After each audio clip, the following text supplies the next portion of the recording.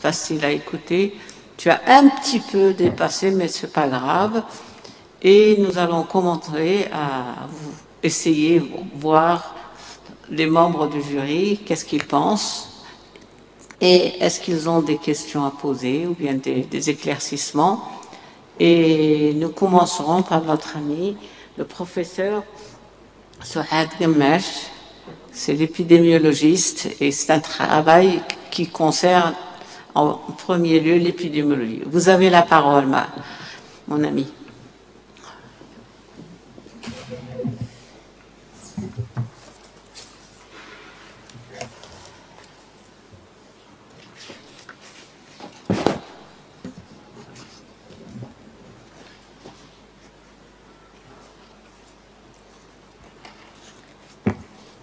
Merci, Madame la Présidente. Chers aînés, honorables assistances, bonjour. Avant de commencer, je tiens à remercier le directeur de thèse, Monsieur le professeur Aïlem Amar, de m'avoir choisi pour juger ce travail. Et à travers cette jolie occasion, je salue chaleureusement tous les ophtalmologistes qui ont choisi de rester dans le secteur étatique pour travailler en collaboration avec nous, les épidémiologistes, dans le domaine de la santé publique. Je tiens à remercier également le candidat, Monsieur le docteur Yakhlef Medeni, pour le travail colossal qu'il a présenté aujourd'hui.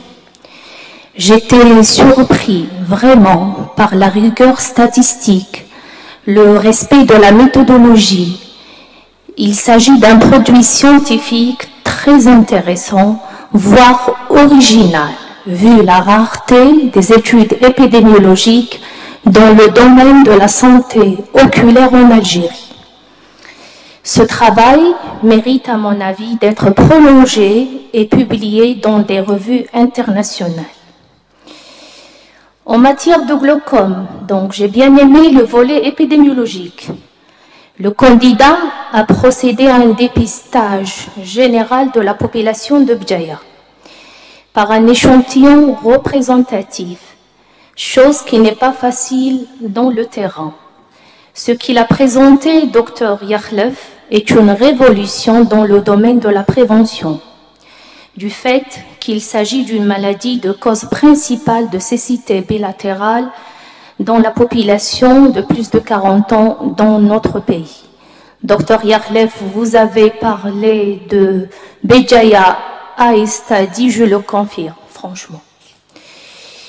Donc, en matière de questions, j'ai une petite remarque. La première remarque, j'aurais bien aimé développer le chapitre de la problématique du glaucome primitif à angle ouvert à Bdjaïa, c'est-à-dire en matière de chiffres de prévalence, incidence, le manque terrible d'études épidémiologiques en Algérie, le coût direct et indirect, l'importance de l'handicap visuel et surtout la qualité de vie. Ça, c'est une remarque, c'est un chapitre à développer dans l'avenir. La deuxième question, est-ce que vous voyez intéressant d'organiser un dépistage national dans la population en Algérie en matière de glaucome? Si oui, comment vous allez procéder à ce dépistage? Et à votre avis aussi, quels sont les wilayas qui méritent d'être dépistés après la wilaya de Bdjaïa? Chaque année, dans les fêtes de l'Aïd et Ramadan, on voit les gens du sud, de l'Oued, vous voyez bien l'ahlel, etc. Donc peut-être le professeur Aïlem, il va nous répondre dans ce sens. Et je vous remercie. Merci, professeur Kalmet, pour votre remarque. Vous avez la parole, docteur.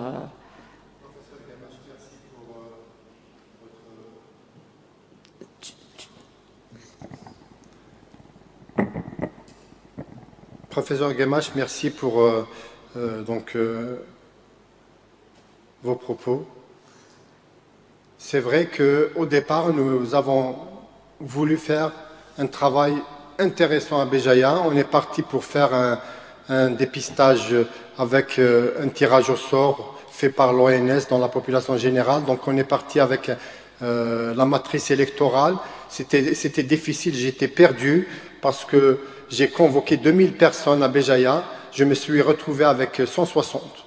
160, c'était pas significatif, donc je me suis rabattu sur une autre méthode.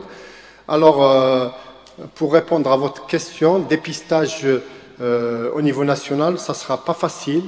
Donc c'est pour ça que j'ai parlé de dépistage ciblé. Le dépistage ciblé, ça c'est un. Deuxièmement, le dépistage lors de la journée mondiale du glaucome. Il y a chaque année, donc il y a une semaine dédiée au glaucome, c'est la semaine week-end glaucome. Donc pendant cette semaine, la Société algérienne du glaucome organise des dépistages, quelquefois dans le sud, quelquefois sur les hauts plateaux. Donc je pense que c'est la meilleure solution pour aller de l'avant.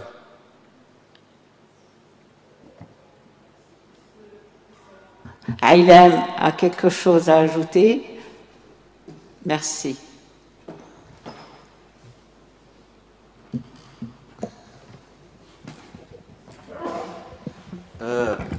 Merci Madame pour votre intervention, pour l'intérêt que vous portez à la problématique de cette affection.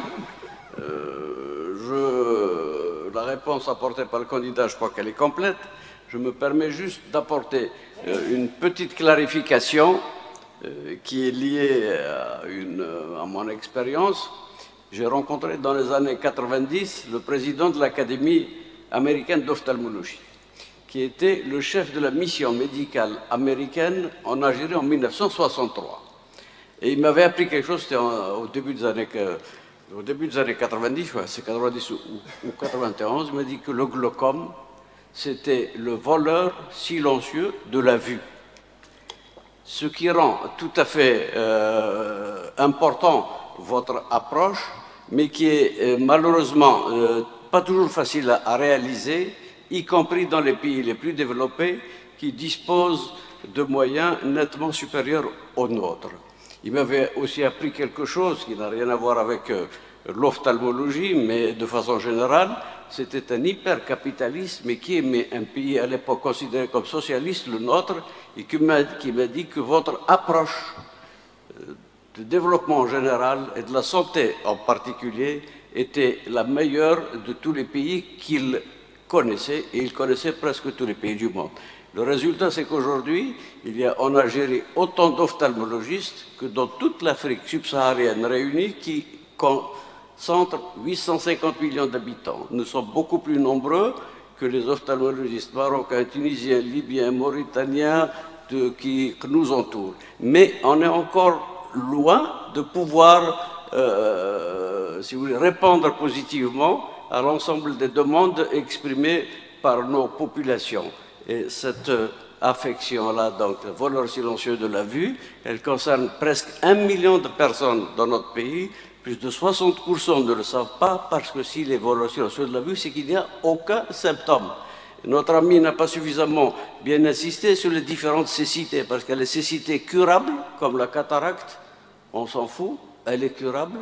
Il y a les cécités évitables mais non curables, comme ce GPAO.